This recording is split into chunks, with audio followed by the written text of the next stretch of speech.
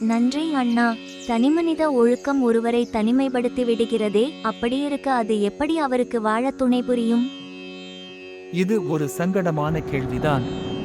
அதற்கு மிக தெளிவாக ஒழுக்கம் உடைமை அதிகாரத்தில் திருவள்ளுவர் என்ன சொல்கிறார் என்று பார்ப்போம். பரிந்தோம்பிக் காக்க ஒழுக்கம், தெரிந்தோம்பித் தேரினும் அக்தே துணை.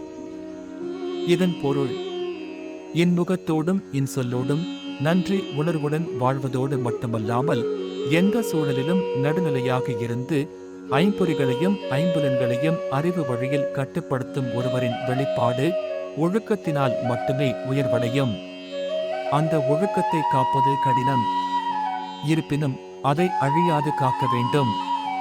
ஏனெனில் ஒருவரால் செய்யப்படும் பிற அறச்செயல்கள் அனைத்தும் நிலைத்திருக்கவும் வழுவாமல் நடைபெறவும் உறுதியான துணையாக இருப்பது இந்த ஒழுக்கம் ஒன்றே ஆகும்.